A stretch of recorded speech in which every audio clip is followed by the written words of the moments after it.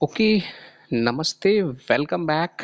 अभी पिछले सेशन में जो मैंने आपको बताया था, वो सारी चीज़ें जो हमारे शास्त्रों में लिखी हैं, शिल्प शास्त्र जिसको हम कहते हैं, उसके बाद वह कन्वर्ट हुआ अष्टांग, यानी कि शॉर्टकट में शिल्प शास्त्र बहुत बड़ा था, जिसके अंदर सब कुछ था। मतलब उसके अंदर आपका मंदिर कैसे होना चाहिए, नदी, सब कुछ जहाँ पर भी इंसान रह सकता है, हर चीज़ के बारे में उसमें विस्तार से था। तो उसके अलावा उसको छोटा करके कन्वर्ट किया गया, कंप्रेस किया गया, दैट इज अष्टांग वास्तुशास्त्र। अभी अष्टांग वास्तुशास्त्र के अंदर भी बहुत कुछ है, जिसके अंदर मैंने 8 अंग बताए थे। अभी संजय जी ने एक सवाल पूछा है कि जो 8 अंग हैं उनको थोड़ा सा शॉर्ट में बताइए क्या है। देखिए, पहला अंग है यजमान। यजमान मतलब जो मकान बनवाता है, बनाता है, या फिर जो मालिक है। अगर आप अपना मकान खरीदते हैं या प्लॉट खरीदते हैं फिर बनवाते हैं तो आप यजमान हो गए। तो यजमान का जो हॉरोस्कोप है उसके अकॉर्डिंग मुहूर्त निकाला जाता है, उसके अकॉर्डिंग जो है देखा जाता है दशा। समझिए कि किसी इंसान की कुंडली में जब मकान बन रहा है, वहाँ पर उस मुहूर्त में अगर लगन जो है वो अनस्टेबल है, चंद्रमा अनस्टेबल है, गुरु अनस्टेबल है, तो मकान का जो फ्यूचर है उसके अंदर अनस्टेबिलिटी बढ़ जाती है। क्योंकि जिस घड़ी, जिस मुहूर्त में मकान की नींव रखी जाती है, वो समय बहुत मायने रखता है। ज्योतिष इसी का नाम है। उस पर्टिकुलर घड़ी को, उस पर्टिकुलर समय को आपको ध्यान देना है कि स्थिर लगन होना चाहिए, और जो चंद्रमा है वो अच्छी पोजीशन में होना चाहिए। अच्छी मतलब बृहस्पति से दृष्टि आनी चाहिए, तो बृहस्पति के साथ हो या फिर बृहस्पति से दृष्टि हो। दूसरा पॉइंट है कि उस समय पर अगर मंगल अच्छी पोजीशन में हो तो मकान बनने में भी और मजबूती और सब कुछ अच्छा रहेगा। ओके, तो ये हो गया यजमान का, मैंने बताया। उसके बाद दूसरा है अष्टांग में शिल्पी। शिल्पी मतलब जो मिस्त्री है। मिस्त्री जो होता है वो किस तरह महत्व रखता है। समझिए कि अगर वो मतलब एक तरह से इस तरह से है कि उसका दिमाग में सिर्फ ये चल रहा है कि फटाफट कुछ भी उल्टा सीधा लगा देना, उसकी गलती की सजा आपको मिल सकती है। वो ठीक से काम ना करेगा तो बाद में प्रॉब्लम हो सकती है। मतलब उसका जो बैलेंसिंग है उसकी दीवारों का, या फिर उसके अंदर जो ग्रिड है, उसके अंदर जो कॉन्फ़िगरेशन है, वो सारी चीज़ें यानी टेक्नोलॉजी जो इस्तेमाल होनी है तो मिस्त्री को करना है। आप तो ओवरव्यू देखेंगे बस, बट डिटेल में आपको जाना होगा मिस्त्री के एफर्ट को देखने के लिए, उसका जो ड्राइंग है वो सारी चीज़ों के लिए। तो इसलिए दूसरा पॉइंट हो गया शिल्पी। शिल्पी मतलब मिस्त्री। अगला पॉइंट है भूमि। भूमि जब आप प्लॉट लेते हैं तो उस प्लॉट का आसपास क्या है, अराउंड में, कि कितना कनेक्टिविटी अच्छी है। कनेक्टिविटी का मतलब है कि उस वास्तु पुरुष की जो एनर्जी है वो बढ़ जाती है। जैसे अगर आपका घर किसी, समझिए कि ऐसी जगह पर है जहाँ पर आसपास राहु का प्रभाव हो, ऐसे लोग रहते हो जो, समझिए कि आपके लिए, आपका वहाँ पे रहना ही मुश्किल हो जाए, तो वो मायने रखता है।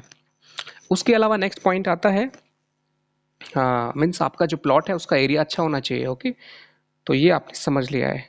अगला पॉइंट है वास्तु पूजन। ओके, तो यजमान, शिल्पी, भूमि, अगला है वास्तु पूजन। वास्तु पूजन का मतलब है कि वास्तु पुरुष के कंसेप्ट को हमें समझना, और उसकी उसको पूजने का मतलब भी क्या होता है। हम लोग इस चीज़ को नहीं समझ पाते हैं ज़्यादातर। हर चीज़ में पूजन अगर बोल दिया तो हम सिर्फ एक रीति रिवाज के अनुसार थोड़ा पूजा कर देंगे और बस। लेकिन ये सिर्फ पूजन सीमित सीमित नहीं है। पूजन का असली मतलब हमें समझना है। पूजन का मतलब है पूज्य के अकॉर्डिंग आपको जो है उस चीज़ को समझना है कि उसको आपसे एक जुड़ना है। तो आपने पहले एस्ट्रोलॉजिकली देख लिया कि भाई कब मुहूर्त अच्छा है, उसके बाद आपको देखना है कि आप किस तरह से उससे कनेक्ट हो सकते हैं। जैसे कि अगर मैं बोलूँ कि आपको वास्तु पुरुषों की पूजा करनी है, तो पहले समझना होगा आप समझिए कि आपके कोई गुरु सामने हैं और बोला जाए कि गुरु की पूजा कीजिए। अब गुरु समझिए कि मतलब आप गुरु से कनेक्ट नहीं है, ना गुरु से बात करते हैं, ना गुरु से कुछ ज्ञान लेते हैं। बस आपने गुरु को उस तरह समझ लिया कि सिर्फ गुरु है, हाथ जोड़ लिए और चल दिए, बस नहीं। असली जो पूजा है वो है कनेक्ट हो जाना। आप खुद सोचिए कि अगर कोई इंसान आपको कोई रेस्पेक्ट करता है तो अच्छा लगता है, आपकी पूजा करता है। लेकिन रेस्पेक्ट तब और बढ़ जाता है जब आप उससे बातचीत करते हैं, कनेक्ट हो जाते हैं। तो वास्तु पुरुष का जो वास्तु पूजन है उसका मतलब है आपसे समझना कि भाई वास्तु शास्त्र क्या है, वास्तु पुरुष क्या है, और वास्तु पुरुष का मैंने बहुत अलग अलग तरीके से आपको बताया है। तो वो शायद आपको समझ में आया होगा। अगला, पद विन्यास। पद विन्यास मतलब कन्फिग्रेशन। कन्फिग्रेशन मतलब ओरिएंटेशन, जिसको हम बोल सकते हैं। ओरिएंटेशन मतलब किस किस दिशा में क्या है, वो सारी चीज़ों में आप सबसे जरूरी क्या है वो पहले समझ ले। 3 लेवल पे काम करता है ये: वाइटल, एसेंशियल, डिजायरेबल। जो सबसे जरूरी है वो चीज़ आपको पहले देखनी है, फिर एसेंशियल जो कम जरूरी है, फिर डिजायरेबल जो जरूरत नहीं है इतनी ज़्यादा सोचने की। तो क्या है, नंबर वन, दैट इज बहुत जरूरी है, वो है 5 तत्वों को समझना। 5 तत्व कौन से हैं वो मैंने आपको बताया था। स्पेस मतलब आपका जो वहां पे एनर्जी है, जहां पर सब कुछ है, दैट इज स्पेस। दूसरा पॉइंट है जो बाकी 4 तत्व हैं, ओके, जो अग्नि है, पृथ्वी है, वायु है और जल है, बाकी 4 के 4 तत्व। तो वो आपको समझ में आना चाहिए, ओके। अगर आपका कोई क्वेश्चन है तो प्लीज, मुझे आपका नाम इस पे नहीं दिख रहा है। अगर कोई क्वेश्चन है मोहंती जी तो आप पूछ सकते हैं। और मेरी आपको आवाज आ रही है?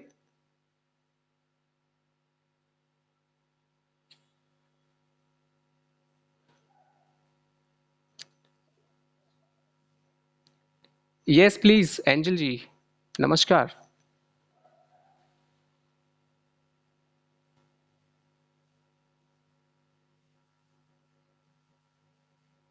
Thank you so much.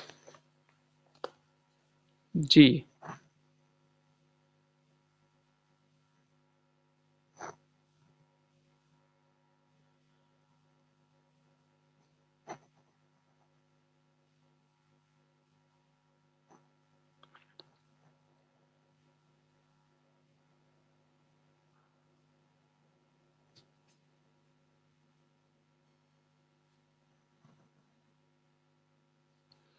Okay, question मैं समझ चुका हूँ और शायद आपका क्वेश्चन कंप्लीट हो गया है। अभी मैं आपको बता देता हूँ।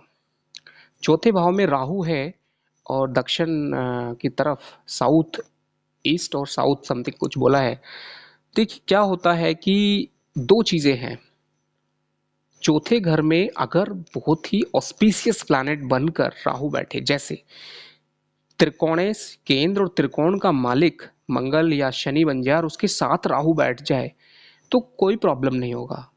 लेकिन यही राहु किसी ऐसे प्लैनेट जैसे कि अष्टमेश भी साथ में है राहु के, तृतीयेश या फिर 11th का मालिक, 3, 6, 8, 11, ये जो घर हैं इनका मालिक अगर राहु के साथ है या उसकी दृष्टि है तो प्रॉब्लम होती है। अदरवाइज वो जो प्रॉब्लम है वो इतनी नहीं होगी साउथ की तरफ होने में, राहु होने में। अब राहु का काम क्या है चौथे घर में, ये भी मैं आपको बता देता हूँ। किसी की भी कुंडली में राहु अगर चौथे भाव में है तो उस घर के ऊपर राहु का मतलब है सडन चेंज, सडन एनर्जी का फ्लक्चुएशन होता है। राहु को समझना, सब मैंने बहुत तरीके से बताया है। राहु का मतलब है जब भी किसी की कुंडली में चौथे भाव में राहु आएगा तो उसका मतलब है कि राहु का मतलब होता है fluctuation of energy, fluctuation of anything.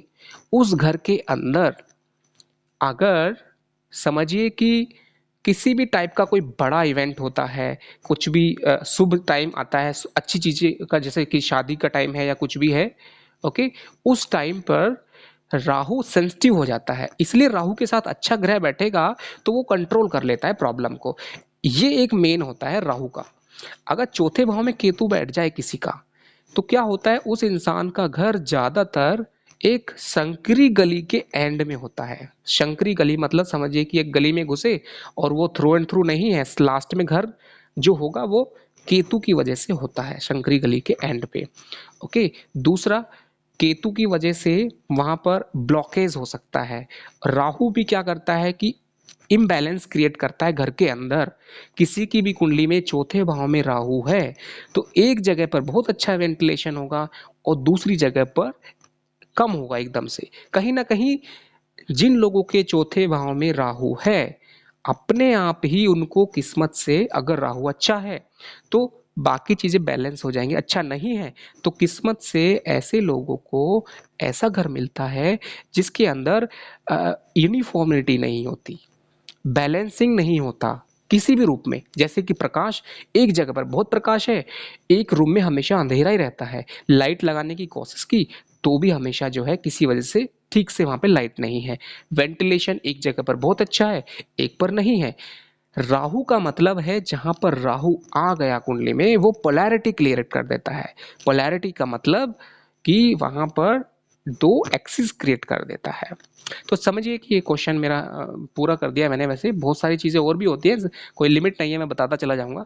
तो जैसा कि संजय जी ने पूछा था, यजमान शिल्पी भूमि। जी जी, मोहंती जी।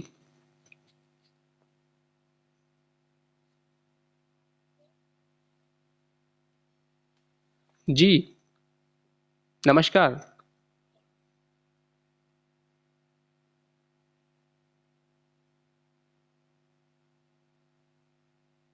जी मेरी आप बोलिए, सवाल क्या है आपका?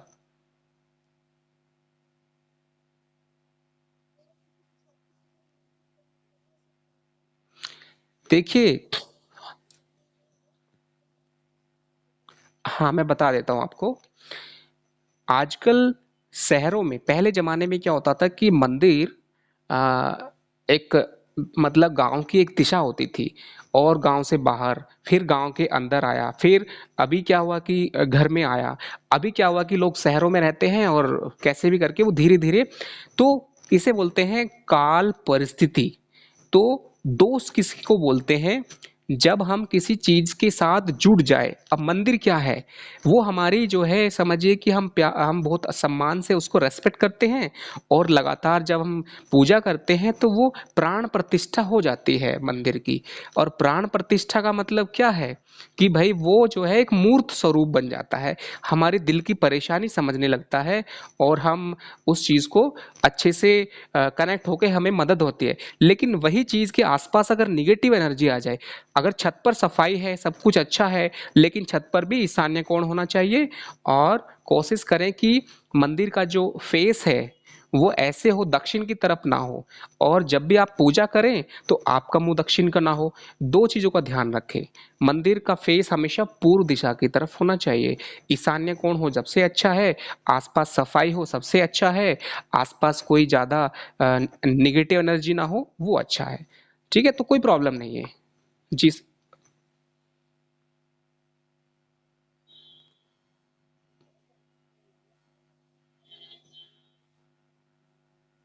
दो देखिए,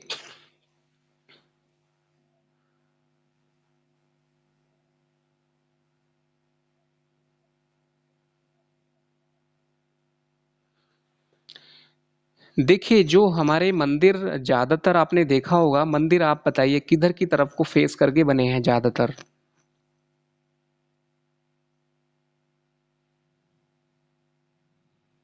मंदिर जो होते हैं वो, हाँ, मंदिर का जो हमेशा एनर्जी मिलती है, क्योंकि वो ईशान्य कोण का कनेक्शन है, तो वो हमेशा मोस्टली या तो पूर्व की तरफ है या पूर्व उत्तर की तरफ है।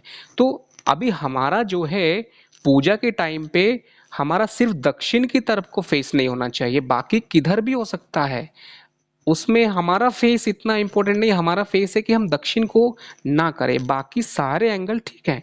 इसलिए बिल्कुल निश्चिंत होकर आप पश्चिम की तरफ को भी फेस रहेगा, कोई प्रॉब्लम नहीं है, क्योंकि भगवान का जो है वो एनर्जी ईस्ट से कनेक्टेड है, इसलिए ठीक है। अगला सवाल संजय जी ने कुछ पूछा है। संजय जी अपना क्वेश्चन। जी।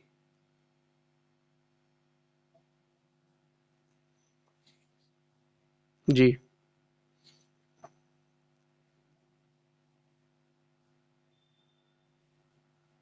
हम्म।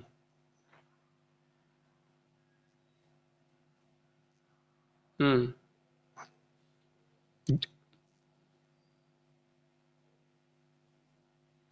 हम्म।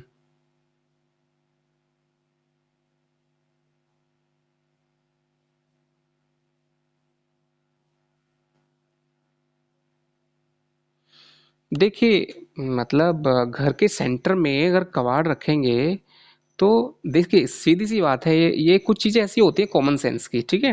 इसमें हम वास्तुशास्त्र तो हमें हमारी मदद के लिए ही बना है वो, तो कुछ चीजें तो हम खुद समझ सकते हैं। तो ऑब्वियसली सेंटर में हमेशा खाली होना चाहिए, क्योंकि जो वेंटिलेशन है पूरा एनर्जी वहां से निकल के जाता है, वो एक जंक्शन है, जैसे कि रेलवे स्टेशन होता है। रेलवे स्टेशन क्या है, वहां से ट्रेन निकल के जाती है ना। तो सेम हमारा घर का जो रेलवे स्टेशन है वो सेंटर है। वहां पर अगर क्लियर नहीं होगा तो क्या होगा, ब्लॉकेज होना स्टार्ट हो जाएगा, और जो एनर्जी हमें मिल रही है वो सब जगह बराबर नहीं जाएगी। तो सीधी सी बात है, वहां पे कबाड़ रखा है तो वो चीज ऑब्वियसली घर के बीच में कबाड़ रखेंगे तो क्या होगा, तो ऑब्वियसली निगेटिव एनर्जी आएगी। और ब्रह्म स्थान का मतलब है बृहस्पति। अगर मैं बोलता हूं कि ब्रह्म स्थान खाली होना चाहिए तो वो बृहस्पति का स्वरूप है। तो बृहस्पति, तभी एनर्जी बढ़ेगी। और बृहस्पति क्या है, बृहस्पति है हमारी किस्मत का शुभ होना, शुभ घटनाओं का घटना। कोई अच्छा काम हो रहा हो तो उसमें अड़चन ना आना। और अगर बीच में यहाँ पे समझिए कचरा है, तो क्या हो गया, हमने राहु को वहां पे बढ़ा दिया है, राहु का निगेटिव एनर्जी को बढ़ा दिया है। ठीक है, तो राहु और केतु, यानी कि दोनों में से हमने क्या किया, उसको जो मैंने बताया था एक्सिस काल पुरुष का, उसके अंदर राहु सेंटर में आ गया है। राहु का इफेक्ट इतना बढ़ गया है बीच में, अगर वो है। और कोई सवाल आपका? ओके जी, धन्यवाद।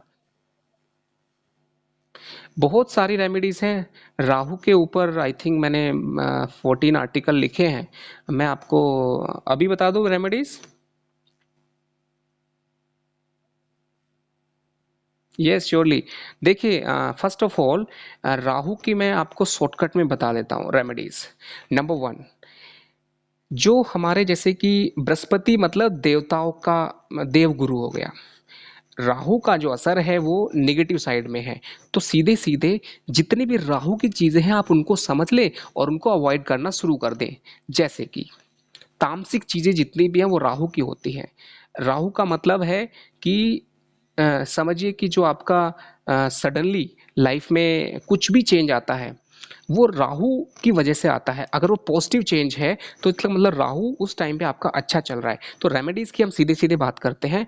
नंबर वन, सफाई रखें। नंबर टू, जितने भी मुहूर्त हैं, जितनी भी अपनी परंपराएं हैं, बृहस्पति वाली चीजों को आप फॉलो करेंगे तो राहु वाली चीजें कम हो जाएंगी। बृहस्पति का मतलब अपनी परंपरा, अपने गुरु का सम्मान, अपने घर में पॉजिटिव एनर्जी, सकारात्मक सात्विक खाना। घर के अंदर जो बर्तन हैं, जैसे कि प्लास्टिक के बर्तन, वो राहु है। और जो समझिए कि नॉर्मल इवन अच्छी क्वालिटी के जो हैं, वो सभी बृहस्पति का स्वरूप है। तो आप कोशिश करें कि प्लास्टिक का इस्तेमाल खाने में कम से कम ना करें, और खाने में भी जो गर्म खाना है वो बिल्कुल ना करें, ये राहु का इफेक्ट है। राहु का मतलब है आर्टिफिशियल चीज़ें, नकली टाइप की चीज़ें। जैसे अब खाने में अडल्ट्रेटेड चीज़ें हैं वो सब राहु की हैं, वो हटा दीजिए अपने खाने से। ये राहु का उपाय है। क्योंकि वास्तु के बारे में बात चल रही है इसलिए मैं राहु के वही उपाय बता रहा हूँ जो कि वास्तु से जुड़े हैं। तो एक खाने का हो गया। दूसरा, हमारे बिहेवियर से होता है। हम जैसे हैं दिल से वैसे रहने चाहिए। हमारी लाइफ क्या है, फेक होती है बहुत लोगों की। वो बोलते कुछ हैं, सोचते कुछ हैं, करते कुछ हैं, क्योंकि उनकी मजबूरी हो जाती है समय के हिसाब से। तो उनकी मजबूरी राहु की वजह से आई है वो। ओके। ऐसे लोग होते हैं जो बोलना नहीं चाहते, लेकिन मतलब उनकी लाइफ में नेगेटिव एनर्जी ज़्यादा है राहु की वजह से। तो कुल मिला के राहु का उपाय है कि आप दिल से एक मन वचन कर्म से जो है हमेशा एक रहिए। ओके, दिल में जो है आप साफ बोलिए हमेशा वही, तो वो होगा। राहु को अगर अच्छे राहु को पॉजिटिव करना है तो आपको थोड़ा सा डिप्लोमेटिक होना पड़ता है। निगेटिव राहु क्या है कि बुरा करने की जो इच्छा है वो निगेटिव राहु है। अब मैंने बर्तनों के बारे में बताया, खाने के बारे में बताया, घर के अंदर जो समझिए पूर्व दिशा से आपका एनर्जी ज़्यादा आएगा, जो आपका नॉर्थ से पूर्व से उस डायरेक्शन से, तो राहु का इफेक्ट कम हो जाएगा। दूसरा, लाइट, सूर्य। राहु किसका दुश्मन है, सूर्य का। सूर्य का प्रकाश अगर अच्छा होगा तो राहु का इफेक्ट कम हो जाएगा, क्योंकि सूर्य क्या करता है, सारे जर्म्स को, कीटाणुओं को मार देता है, या समझिए कि आपका जो घर के अंदर है इम्यूनिटी पावर बढ़ा देता है। और राहु क्या है, छुपा हुआ दुश्मन है। राहु क्या है, कैंसर है। राहु क्या है, घर के अंदर समझिए किसी भी रूप में निगेटिव एनर्जी है। राहु खाने के रूप में, रंग के रूप में, जैसे कि डार्क शेडो जो होते हैं, जो धुएं की तरह कलर होता है, वो अवॉइड कीजिए। येलोइस इफेक्ट वाले कलर जो है ज़्यादा रखिए, वो ज़्यादा अच्छे रहेंगे। ओके। और राहु का मतलब होता है एक तरह से, जो ये सारी चीज़ें जो उपाय बता रहा हूँ मैं, निगेटिव राहु के अवॉइड करने के लिए है। तो एक पॉजिटिव राहु भी होता है। पॉजिटिव राहु का मतलब है किसी भी क्वालिटी का अच्छा हो जाना। जैसे कि चंद्रमा जब बहुत स्ट्रांग हो जाएगा, अपनी लिमिट से भी परे चला जाएगा, तो वो चंद्रमा, राहु वाला चंद्रमा अच्छा चंद्रमा होगा। अगर मंगल इंसान दिल से बहुत अच्छा है, लेकिन परे हो जाएगा, मतलब बहुत ज़्यादा एक्सट्रीमली अच्छा हो जाएगा, वो राहु की वजह से होगा। कोई इंसान अगर नॉलेज रखता है बहुत ज़्यादा अच्छी, तो वो राहु की वजह से होगी। तो राहु कलयुग में अच्छा होने से बहुत फायदे हैं। मेरे कहने का मतलब है कि राहु अगर मैं बोलता हूं तो उसके बारे में गलत ना सोचे कि राहु का मतलब हमेशा गलत होता है। तो कुल मिला के ये उपाय तो मैंने ऐसे बताए। बाकी राहु के यंत्र भी है, राहु का मंत्र भी है, राहु के बारे में जो है आपका डेली दिनचर्या है, खाने पीने से भी राहु का इफेक्ट आता है। आप एक गलत काम करना शुरू कीजिए, 10 गलत चीजें आपको अट्रैक्ट करेंगी। जैसे जो लोग समझिए कि नॉनवेज ज़्यादा खाते हैं, अपने आप ही वहाँ पर बाकी चीज़ें निगेटिव आना स्टार्ट हो जाएंगी। जो लाइफ में सात्विक है, आना स्टार्ट हो जाएंगी पॉजिटिव।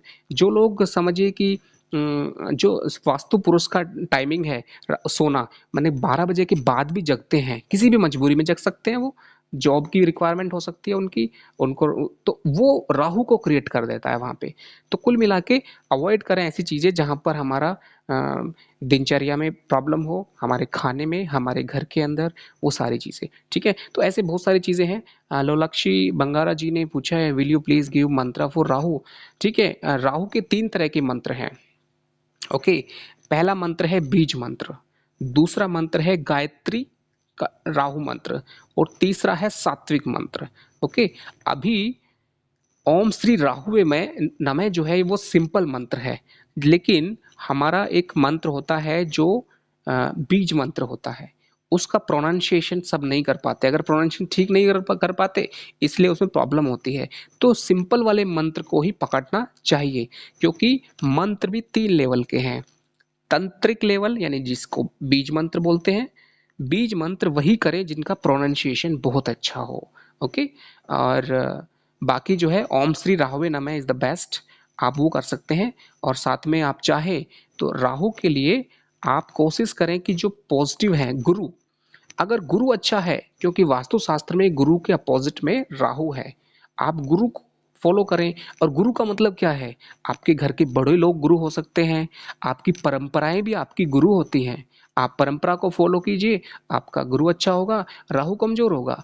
आप किसी ज्ञान को, क्योंकि कुंडली में जो 9वां स्थान है वो नौ मतलब ज्ञान से है, नॉलेज से है, वो अगर आप बढ़ा रहे हैं, जैसे कि आप कुछ भी सीखते हैं, ज्योतिष है या कुछ भी है, ये सारी चीजें क्या है, ये आपका 8वां भाव है। और उनसे जो आपने ग्रहण करके समझिए अच्छी चीजें धर्म के रूप में ग्रहण की, वो 9वां भाव है। 8वां भाव ये रहस्य है, और 9वां भाव उन रहस्यों के द्वारा आपने जो धर्म को धारण किया, धर्मो रक्षिते रक्षितु, मतलब धर्म को धारण करने से आपने मानवता की सेवा की, या आपने कुछ अच्छा किया, वो 9वां भाव है। तो 9वें भाव को आप बढ़ाएंगे ज्ञान की प्राप्ति के बाद। आपने ज्ञान सीख लिया लेकिन शेयर नहीं किया, तो भी प्रॉब्लम है। बहुत सारे लोग बहुत सारी नॉलेज ले लेते हैं, सीख जाते हैं, लेकिन उसको शेयर मतलब उसको इस्तेमाल नहीं कर पाते हैं। अपने आने वाली पीढ़ियों के लिए, अपने बच्चों के लिए लोगों को शेयर करना चाहिए। ओके। तो इस तरह से है जी। आपका कोई सवाल है मोहंती जी?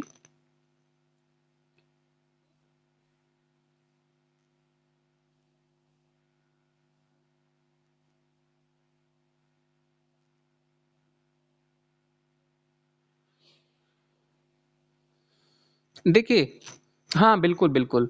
मंगल जो है वो अपने आप में, आप समझ सकते हैं कि भूमि पुत्र है। जमीन से जुड़ी हुए सभी लाभ मंगल के थ्रू मिलते हैं। शनि जो है, नीचे जमीन क्या है, भूमि है, और ऊपर की जो बिल्डिंग है वो शनि का रूप है। तो मंगल आपको प्लॉट दिलाता है। बहुत लोगों के समझिए कि जो प्लॉट ज़्यादा मिलते हैं वो मंगल है, और अगर मकान बने हुए ज़्यादा हैं तो वो है शनि का रूप। और अगर राहु बहुत अच्छा हो साथ में, तो राहु क्या करता है, एम्पलीफाई कर देता है। अगर राहु अच्छा है, मतलब एक से दो, दो से तीन मकान, तीन से चार मकान, वो राहु से आते हैं। किसी भी चीज का जरूरत से ज्यादा तेजी से मिल जाना, जल्दी मिल जाना, वो राहु है। तो मंगल का जो आपने पूछा सही है, कि मंगल अगर अच्छा है तो मदद करेगा। अगर चौथे भाव पर मंगल की शुभ दृष्टि है तो बहुत ज्यादा अच्छा रहता है। जैसे कि किसी की कुंडली में समझिए कि वृश्चिक लगन की कुंडली है, वृश्चिक लगन की कुंडली में मंगल नौवें भाव में भाग्य स्थान पर बैठकर चौथे भाव को देखता है, तो क्या होगा कि किस्मत से लकीली आदमी को बहुत अच्छा मकान मिलेगा, जिसकी कीमत बाकी लोगों की तुलना में उसको कम रेट में मिल जाएगी। और वो मकान के पास में मंदिर होगा। क्यों? क्योंकि मंगल नौवां भाव होता है मंदिर का, मंदिर की जगह से मंगल देख रहा है चौथे भाव को, वहां पे मंदिर होगा पास में, अच्छा होगा। तो मंगल की दृष्टि चौथे भाव पर, या कैसे भी उसके चतुर्थेश पर, यानी चौथे भाव के स्वामी पर, तो वो जरूर फायदा करती है। मुझे उम्मीद है कि आपको मेरा एक्सप्लेनेशन समझ में आया होगा। जी योगेश जी बोलिए।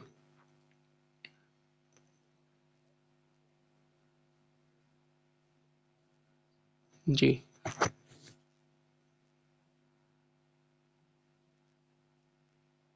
हम्म।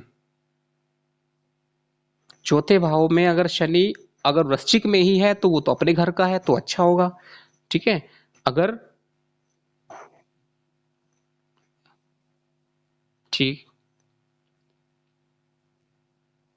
हम्म। हम्म।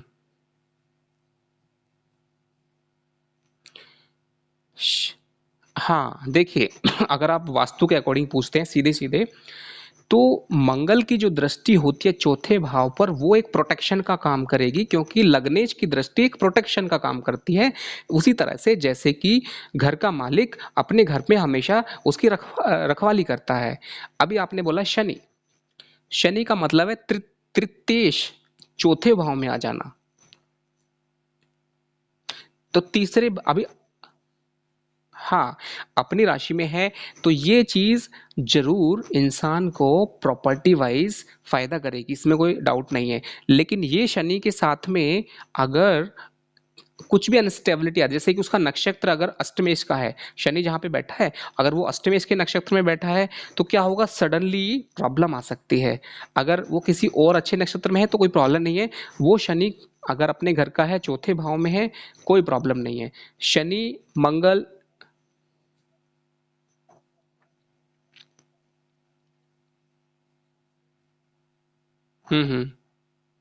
बिल्कुल।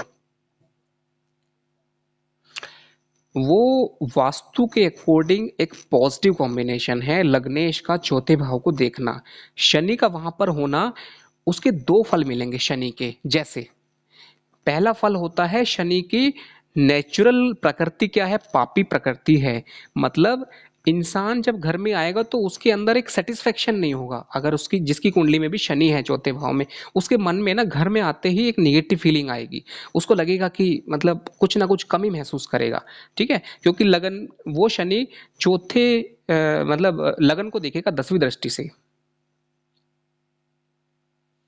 तो शनि का एक फल तो हो गया ये। और दूसरा, वैसे अगर देखा जाए, प्रॉपर्टी तो मिल जाएगी उसको, लेकिन सेटिस्फेक्शन नहीं मिलेगा। जी, दूसरा सवाल किसने पूछा है?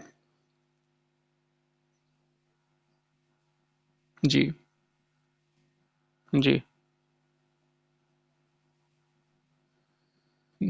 जी। लेकिन हमेशा नहीं बनते हैं। हमेशा गुरु राहु का मतलब चांडाल योग नहीं है। ये सिर्फ एक डराने का तरीका है। अगर राहु अच्छा है तो गुरु की क्वालिटीज को बहुत अच्छा एम्पलीफाई कर देगा। Rahu is A amplifier. Rahu is not just कि निगेटिव प्लैनेट है। कहीं पे भी राहु अगर गुरु के साथ है, अच्छे नक्षत्र में है, तो वो गुरु की क्वालिटी को एम्पलीफाई कर देगा। तो चलिए, हाँ, मैं अभी अगला सेशन शुरू करता हूँ। हाँ, मैं अभी आपको ना ये वाला टॉपिक को आप क्वेश्चन कुंडली भेजना तब मैं बताऊंगा, क्योंकि शॉर्टकट में बताना ठीक नहीं है। अभी टाइम हो गया है सेशन का, और मैं चाहूँगा कि आप कमेंट में जरूर बताएं कि आपको कैसा लगा, और मेरा एक्सप्लेनेशन, मैंने जो भी बताया, साथ में आपके क्वेश्चंस के मैं टेक्स्ट में जवाब दूंगा। और जी, जी बोलिए। हाँ मैं, जी जी सुनिए, यजमान, शिल्पी, भूमि, वास्तु पूजन, पद विन्यास तक हो गया था। उसके बाद वास्तु का मतलब हो गया कि उसके अंदर जो मटेरियल है। ओके, उसके बाद डेकोरेशन बचता है लास्ट का, आठवां पॉइंट। डेकोरेशन का मतलब है आपने घर बना लिया है, घर बनाने के बाद जो घर के अंदर आप इंटीरियर डेकोरेशन करते हैं, दैट इज इंटीरियर। ओके, तो टोटल 8 चीजें हैं, और मैं इसको टेक्स्ट में भेज दूंगा आपके पास, क्योंकि अभी जी, अ, एक इंजीनियरिंग होता है, इंजीनियरिंग मतलब उसका जो आर्किटेक्चर प्लान है, वो इंजीनियरिंग साइड से। ओके, आप संजय जी बोल रहे हैं? हाँ हाँ बिल्कुल। जी जी बोलिए।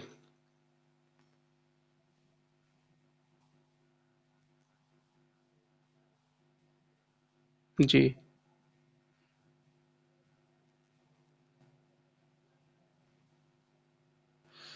घर का अगर मेन डायरेक्शन, जो मेन डोर है, अगर वो आप बोल रहे साउथ में है, मेन डोर डोर डोर की बात कर रहे हैं ना आप?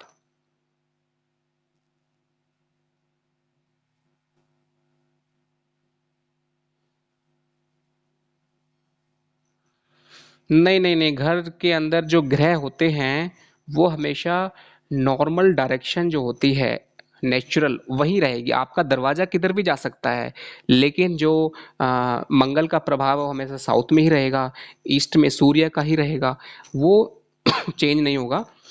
और अगर डायरेक्शन आपका साउथ ईस्ट है, तो आप क्या करें कि हमेशा जो शाम वाली धूप है उसको ना आने दें। सुबह की हवा धूप सब अच्छी है, बट दरवाजे को बंद रखें साउथ वाले को, और वो धूप ना आने दे, बस। कोई प्रॉब्लम नहीं है उससे, आप ज़्यादा टेंशन लेने की जरूरत नहीं है। जो आपकी वेस्ट दीवार है और साउथ की है, उसकी खिड़कियां और दरवाजे वो दोपहर बाद ट्राई करें कि बंद रखें। दिन में लंच से पहले, दोपहर से पहले खुले होंगे तो कोई प्रॉब्लम नहीं है। चलिए, आप अभी अगर आपको इस तरह से सेशन ये ज़्यादा पसंद है, तो इस तरह के सेशन भी ज़्यादा से ज़्यादा किए जाएंगे। और आपको ये सेशन कैसे लगे, मैं चाहूँगा कि आने वाले टाइम में एस्ट्रोलॉजी, वास्तु, एंड उसके साथ साथ नेचुरोपैथी, और जल्दी ही अगला सेशन स्टार्ट होगा, जो कि क्रैश कोर्स, दैट इज 7 चक्रा। वो बहुत ही इंटरेस्टिंग होगा। और जो 7 चक्रा है वो आपको हर चीज में काम आएगा। मतलब आपको समझिए कि आपका एस्ट्रोलॉजी सीखना है, आपको टैरेट कार्ड रीडिंग सीखना है, या फिर हीलिंग सीखना है, रैकी सीखना है, या फिर आपको वास्तुशास्त्र सीखना है, सारी चीज़ों के लिए आपको काम आएगा 7 चक्रा हीलिंग। क्यों? कि जैसे एस्ट्रोलॉजी फंडामेंटल है, ऐसे ही 7 चक्रा भी फंडामेंटल है सभी के लिए। क्योंकि उस थ्योरी को मैंने स्टार्ट किया है, ब्रह्मांड की जो क्रिएशन है, कैसे ब्रह्मांड बना, और मनुष्य और जीवन सब कुछ आपस में कनेक्ट करके मैंने बताया है। तो मुझे उम्मीद है कि मेरे जो एक्सप्लेनेशन आपको ज़रूर अच्छी लगी होगी। तो आज के लिए धन्यवाद, नमस्ते। और मुझे उम्मीद है कि आपको ज़रूर ऐसे ही मैं कोशिश करता रहूँगा। तो फिर मिलते हैं। ओके, नमस्ते।